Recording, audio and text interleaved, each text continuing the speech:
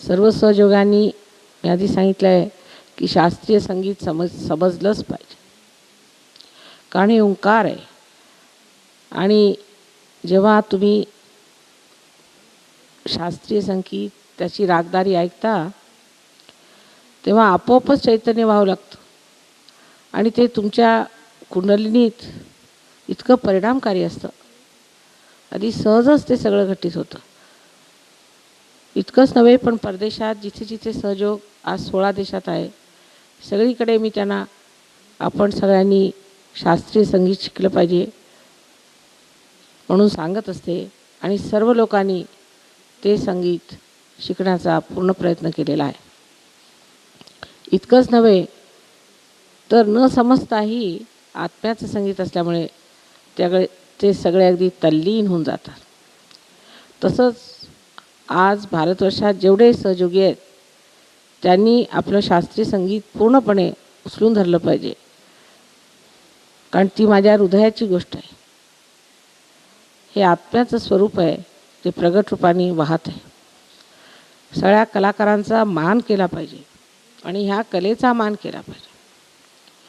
सर्व कलेमध्ये संगीत हे उच्च दर्जाचं आहे. तेव्हा कोणत्या प्रकारची टीका वगैरे न करताना त्याबद्दल आदर ठेवून ते समजून घेतलं पाहिजे. म्हणजे सहयोग अत्यंत सहज होईल मला सुद्धा. असं आज आपण आम्हाला सगळ्यांना तल्लीन करून दिलं, त्याबद्दल आम्ही आपले फार आभारी.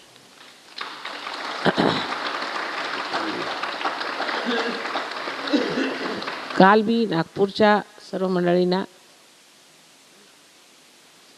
आपल्यातर्फे आभार मानले होते आणि आज परत त्यांनी येऊन इथे जे काही आपल्या कलेचं प्रदर्शन केलं त्याबद्दल सुद्धा मी त्यांचे अत्यंत आभारी आहे.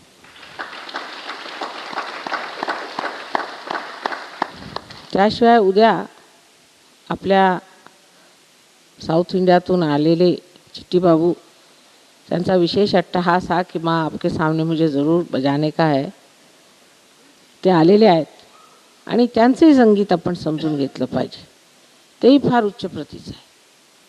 अशा रीतीने वैरभाव सोडून जसं आपण सांगितलं, सर्व संगीतातलं जे मर्म आहे ते जर जाणून घेतलं तर त्यातला आत्मा आपल्याला नेहमीच आनंदित करतो. उद्या सर्व सहयोगांनी अवश्य आलंच पाहिजे, कारण साऊथ इंडियन म्युझिक आहे म्हणून आम्ही येणार नाही असं कुणी म्हटलेलं मला चालणार नाही. ते तुम्ही एकदा ऐका म्हणजे आपल्याला आश्चर्य वाटेल की त्यांच्यामध्ये सुद्धा किती कला आहे आणि किती मनोरंजक आहे ते. त्याशिवाय आपले टाकडे गुरुजी सुद्धा व्हायोलिनवर उद्या जवळजवळ 1 तास वाजवतील आणि आपल्याला परत मंत्रमुग्ध करतील.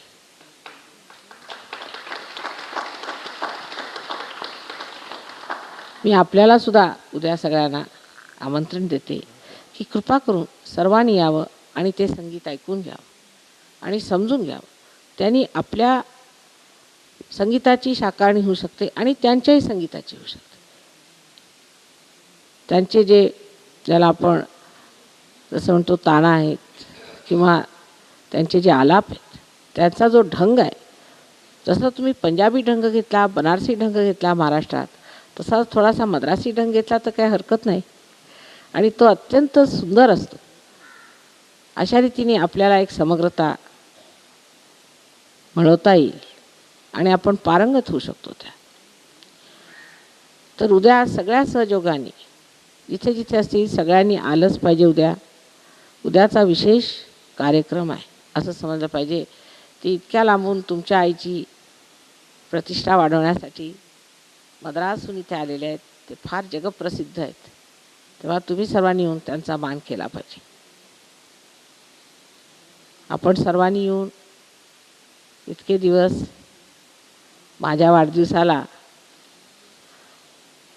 4 दिवस कोणी मानत नाही वाढदिवस, पण 4 दिवस आपण आपला वाढदिवस चालूच आहे अजून. इतका त्रास घेतला आणि मनापासून इतकं तुम्ही आपलं प्रेम दाखवलं ते पाहून आईला नुसते डोळे भरून येतात. ती बोलणार तरी काय याच्या पुढे. सगळ्यांना माझा अनंत आशीर्वाद आहे.